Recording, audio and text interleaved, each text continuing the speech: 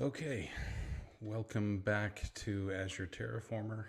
Today we're gonna try live streaming again.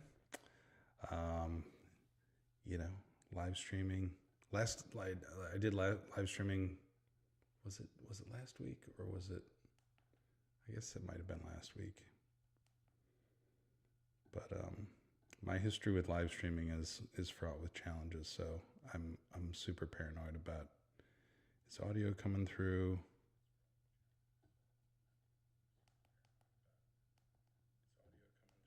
Is my OBS settings causing my Mac to flip out? These are the things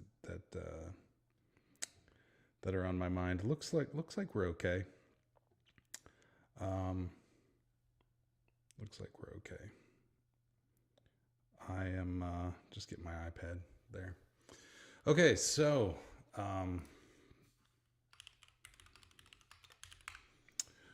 no code and coffee this week. It was a long weekend, and yeah, did some skiing, unpacked a bunch of stuff, and kind of got things a little bit organized. My mahjong table is coming on Tuesday, so had to get things kind of somewhat stable for that thing to show up. So that's going to be pretty exciting.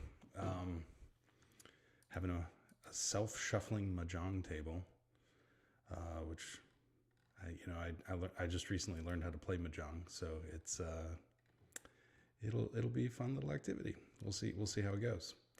Anyways, yeah, I mean, just to just kind of recap a few announcements. Like, I launched my GitHub AT-AT, automate the automation with Terraform, and I don't know, like, is AT-AT like gonna be a thing? It seems like more people are doing this than let on. I don't know, maybe. I've when I first did my Azure DevOps series, like, there were some people out there on LinkedIn that were like, "Oh yeah, we do something like this, or we do this." So I know I'm not under the delusion that I'm the only one doing it, but like, I'm just trying to draw attention to it because it is a pretty cool way to use Terraform to basically automate your CI/CD pipelines, your whether it's provisioning infrastructure or provisioning your application that sits on infrastructure. It's a pretty neat little way to create a paved road for your organization. What else we got? Yeah, got a couple of talks coming up. Gonna try and live stream those. It's gonna be a little scary. I think I'm gonna use my MacBook Air, kind of like my portable portable studio. So I got some lapel mics coming. Gonna see if I can not bork OBS and live stream the talk. I don't know if my lapel mics are gonna come in time for the for Drake's talk this Wednesday. But oh my gosh, yeah, next week is just insane. There's something big at work happening tomorrow. I'm trying to go to my friend's meetup called Containers and Friends in Columbus, Ohio, because I am doing a bit more work with containers, and I'm always looking to learn from people smarter than me. So, I'm gonna try that. I think that's on Tuesday. Wait, is it Tuesday? It's like the 16th. Yeah, it's Tuesday. Oh my gosh.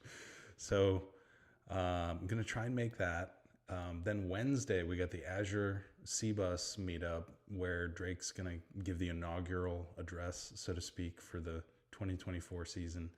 And this is the first time the Azure CBus, the Columbus, Ohio Azure meetup group has met in, like, I don't know, since COVID. And so that's pretty exciting.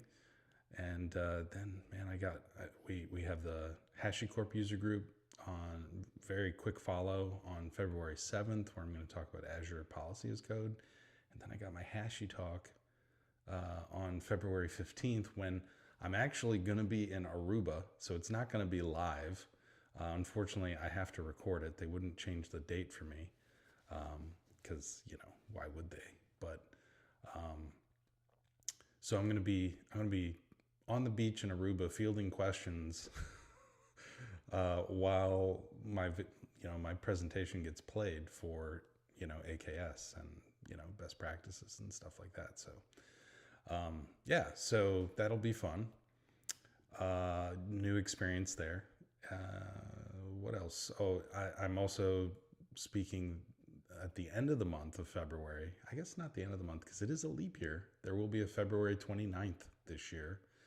So on February 28th, I'll be presenting on infrastructure as code and, kind of a 12-step process for moving away from ClickOps. Like if you're doing ClickOps in 2024, your New Year's resolution should be to no longer do ClickOps. Like get out of the portal, find yourself a nice infrastructure as code tool, whatever it may be, as long as you can iterate on it and, apply, kind of a Git flow process around it.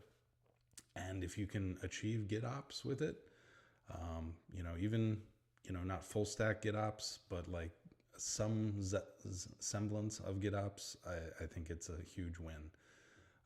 But to treat, kind of operationalize and use Git as kind of that operational platform for infrastructure as code is a huge thing. Too many folks do infrastructure as code and they just kind of shotgun it into the cloud. Kind of reminds me of like at a sporting event, they people that shoot t-shirts, out to the crowd. It's just like, all right, arm template, arm template, and then once it's out there, people just manually maintain that stuff. And this is not the way. This is not the way, folks.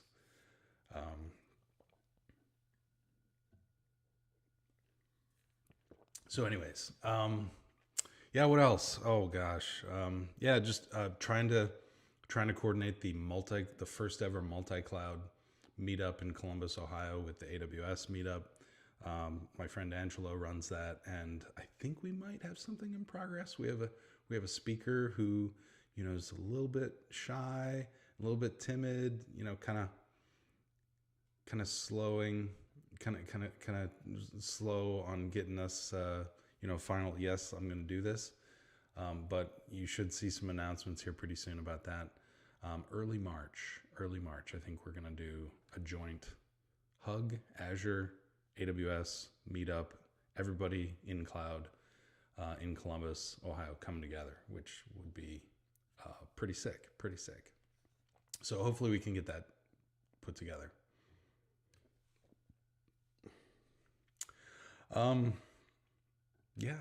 feel like there's other stuff happening this week. I don't know, but that's kind of what's on my radar. Of course, I'm Charlie Miking my book. I'm in kind of finishing up the Kubernetes chapters. EKS, AKS, GKE, all the things. Button my head against Google Cloud. Like Google Cloud, man, I feel like there's so much red tape in Google Cloud, but if you do Google Cloud, I'm in my book, I'm going to be kind of, reining in that red tape, so that should be, I feel pretty good about it. What I'm putting together. So, I think it's going to be some good stuff, and it's going to make it easier for people that are trying to do, infrastructure as code on Google Cloud. So that's it. Okay, well, we are back to our little Brownfield .NET containerization project where we are taking a bunch of Bicep and kind of reimagining it in Terraform. I'm using services that I've never used before, like the Azure application app config service. Never used that one. Heard good things. And it's this code base is published by Microsoft, by the dev division, so more like the .NET app dev kind of side of the house, not from like the Azure side of the house. Like we have, various DevRel teams that like do like well architected framework and stuff like that, that publish, how to do things on Azure, and very much kind of an Azure bend of things. But the dev div team is kind of more, more like the app dev lens, not necessarily Azure. But of course they do a lot of stuff with Azure, which we like. So I provisioned the cluster, so we don't have to wait for that this time. I got a SQL database, I got a Redis cache. I believe I have an app config service, snap, and so let's go pop into code and let's go see what I have out in the portal. So there's my shared infrastructure, which is just a lonely little ACR. And then I've got, this is the stuff that AKS provisions. I got two node pool. Now, if any of you guys have been following the channel, this is probably what doesn't help me out. Like every once in a while, like every 6 months or 9 months, which I'm sure you guys can all relate to this, I go look at my Azure consumption, and I'm just like, holy cow, how did I spend all that much money? And it's because I do stuff like this. Like I'm trying to keep it real. I'm not out here provisioning one node clusters and doing demos on it. Like I actually have two node pools, and one for the system pool, which is probably what you should be doing, and one for my workload. And you're probably in a real world scenario, if it's a true party cluster, you're probably gonna have a whole bunch of these. So this is costing me some money. Luckily, I just spun this up, right before this, before I started the live stream, and I'll spin it down right after, because this is, costing me dollars right now. So I've got, so we've got, let's do a little anatomy lesson here. So there's my AKS cluster, there's my little app config guy, and I don't even know if I have anything in this thing, like there should be, man, I'm so bad. Oh yeah, Configuration Explorer. So, this is probably something that we're going to look at today. Number one, I want this thing in the original project, which again, the goal of this live stream is to go through a brownfield applications containerization process. And one of the best practices for doing that is try not to change as little as possible, or I got a double negative in there. Try to change as little as possible. Otherwise you're just going to be kind of like, death by 1,000 cuts. So the original app used app config, and it used key vault. It did not use, obviously it wasn't even running on Kubernetes, so it didn't use anything like, the key vault integration with AKS or anything like that. So we've got this thing where app config provides some non-sensitive stuff, and then it leapfrogs into key vault through app config. So we're going to have to look into how to do that. There's some pretty crazy deployment scripts. Honestly, I'd never used this feature until I did this live stream, which is kind of wild. But you can legit, there's an Azure resource for a deployment script, which I was a little bit shocked by, because you always think like on a VM you got the user data, but no, there's actually like a deployment script resource with that, and you can basically just run some JSON that does a bunch of crazy stuff. And so the dev team was using these scripts to set up their SQL database. And I did not, I mean, I didn't spend a lot of time like analyzing the PowerShell code that was in there. I mean, it's all still there. I mean, if you want to go look at it, it's like deploy. I just kind of move the folders around to make it a little bit more sane. But something, add managed identity to approved, database principles, so that our application can talk to the database. Something. I don't know. I probably should spend a little more time in diagnosing this topic, maybe on a future stream. But yeah, let's do a little check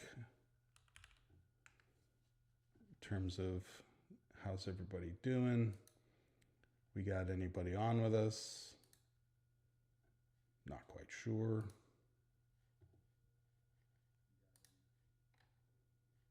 So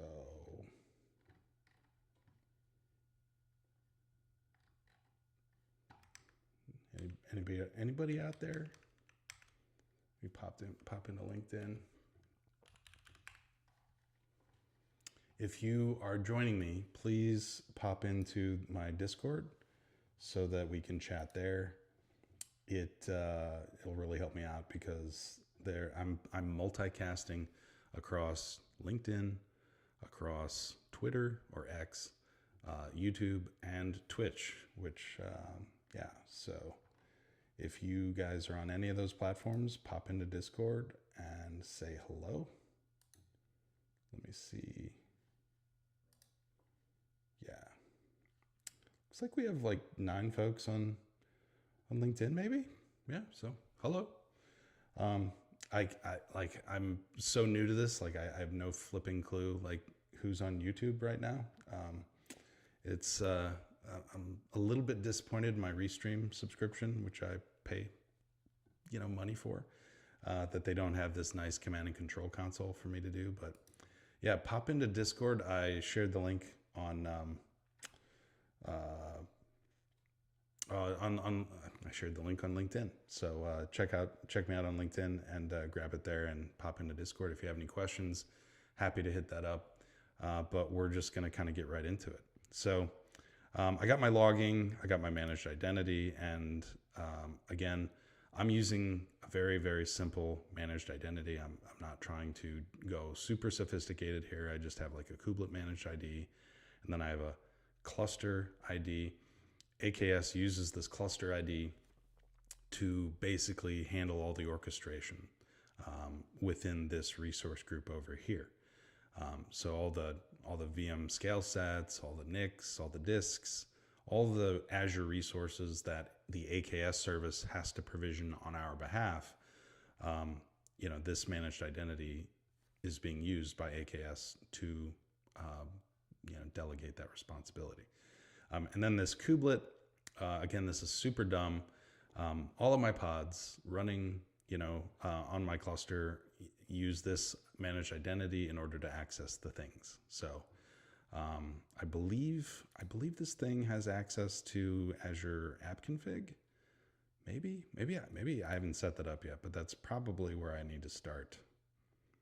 So yeah, we do have app configuration data reader, which should give us access to the config that's in the app config service, and of course ACR pull in our Azure Container Registry, such that we can launch pods and with container images that are in this ACR. Those are kind of this is the absolute bare minimum that your pods need, or the kubelet needs, in order to spin up new pods.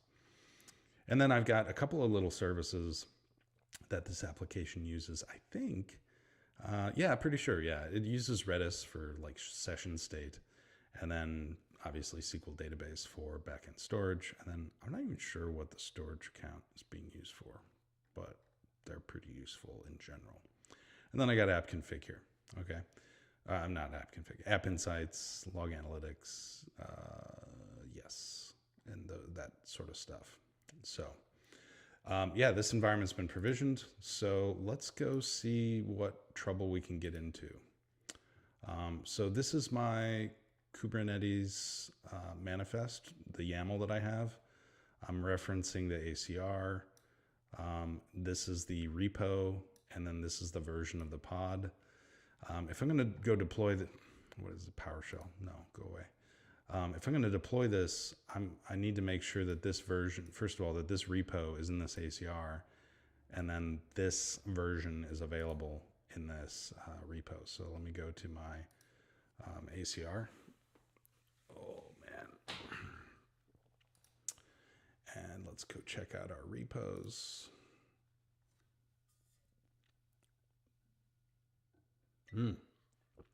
So we actually have no repository. So we need to push the Docker images out there to begin with. That's a bit unfortunate. Let me spin up a new bash script here. Go to my